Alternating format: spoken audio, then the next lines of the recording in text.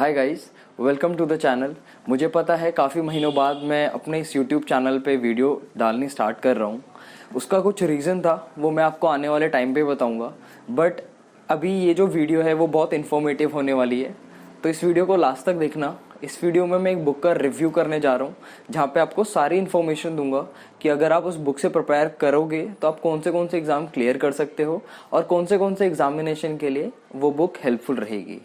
तो काफ़ी रिक्वेस्ट आ रही थी मुझे इस बुक के लिए। ये है आपकी क्वांटम कैट। ये नॉर्मली जो कैट लेवल एस्पिरेंट्स होते हैं, जो कैट के एस्पिरेंट्स होते हैं, दे प्रिपेयर यूजिंग दिस। पर ऐसा नहीं है कि जो कैट एस्पिरेंट्स होते हैं, the book will help particularly to them only. The book will definitely going to help those students also, those who are preparing for SSC CGL examination, banking sector examination, and specifically if I talk about RBI, SEBI and NABARD, क्योंकि level बढ़ चुका है RBI, SEBI और NABARD examination का। अब cat level questions पूछे जाते हैं, तो you can definitely try this book out. या तो ये रेफर कर सकते हो, या अरुण शर्मा की बुक आती है वो रेफर कर सकते हो। उसका भी मैं रिव्यू लेकर आऊँगा अगली वीडियो में। अभी स्पेसिफिकली मैं इस बुक की बात करता हूँ। तो इस बुक के जो आपके राइटर हैं वो है आपके सर्वेश कुमार वर्मा। अब ये बुक किस किस एग्जामिनेशन के लिए हेल्पफुल है according to the writer? CAT, XAT, IIFT, SNAP examination, GMAT and CSAT UPSC के लिए। लेकिन अब एग्जामिनेशन का लेवल बढ़ चुका है, बाकी सारे एग्जामिनेशंस के लेवल भी बढ़ चुके हैं, तो बाकी सारे एग्जाम्स के लिए भी आप ये रेफर कर सकते हो। इसकी कुछ अच्छी बातें भी हैं, प्रॉस भी हैं और कुछ कॉन्स भी हैं। पहले प्रॉस डिस्कस कर लेते हैं। इसमें सबसे अच्छी चीज़ ये है कि आपको बाइफर्केशन दे रखी है इसके अंदर। स्टार्टिंग में आपको सबसे पहले पढ़ाया जाएगा कि इन्फॉर्मेशन दी जाएगी कि आपको क्या क्या पढ़ना है, किस किस टाइप के क्वेश्चंस आते हैं एग्जामिनेशन में, और उसके बाद आपको प्रैक्टिस क्वेश्चंस दिए जाएंगे। अब सबसे बेस्ट चीज़ ये है कि इसमें जो प्रैक्टिस क्वेश्चंस हैं आपके, वो ऐसे नहीं है बाकी बुक्स की तरह कि आपको प्रैक्टिस क्वेश्चंस बहुत सारे दे दिए, एक ही तरीके के दे दिए और आप उन्हें सॉल्व करते रहो।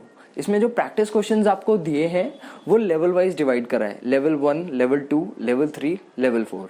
और लेवल 1 के भी अंदर एक टाइप के क्वेश्चंस नहीं है, अलग अलग टाइप्स के क्वेश्चंस हैं।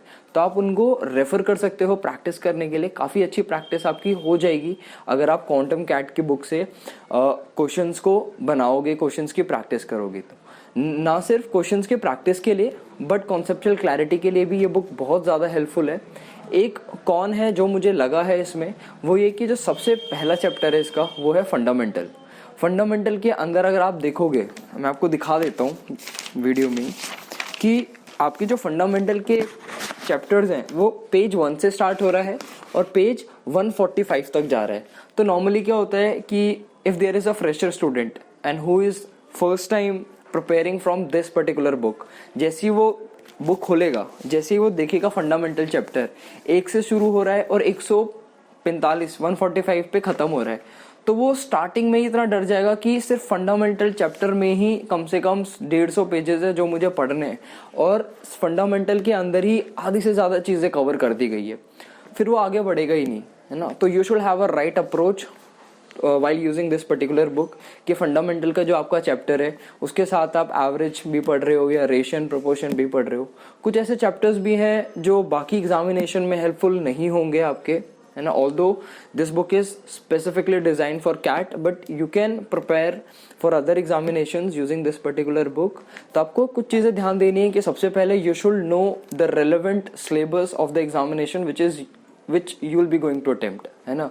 अगर आप SSC का एग्जाम दे रहे हो तो यू शुड नो कि एग्जामिनेशन में आपके कॉन्ट्स में फेज 1 और प्रीलिम्स और मेंस में आपके कौन से चैप्टर्स आ रहे हैं, सिर्फ उन्हीं को पढ़ना है। एक्स्ट्रा चैप्टर्स भी हैं इसमें, वो नहीं पढ़ने हैं। Same goes with RBI, SEBI and NABARD।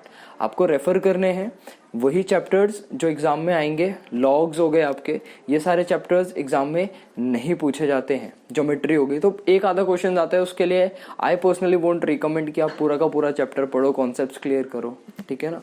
तो you can refer to this book. इस बुक के बारे में और इन्फॉर्मेशन जानने के लिए, this is the old edition. New edition आपको अमेजोन पे मिल जाएगा, मैंने डिस्क्रिप्शन पे भी लिंक दे दिया है, आप वहाँ से जाके खरीद सकते हो। इसके बारे में अगर आपको कोई और इन्फॉर्मेशन चाहिए कि if you are preparing for regulatory bodies such as RBI, SEBI and NABARD, and you want to get the right strategy as to how to use this particular book and how to solve the questions for better conceptual clarity, you can text me on my Instagram, you can DM me, then you can give me a call on my number which I have listed in the description section. Apart from that, I want to tell you that you can comment down below as well your query if you have. I'll definitely going to help you out. So in this particular video, this is all about which I wanted to share. Thank you so much for watching the video. Have a good day. Bye bye.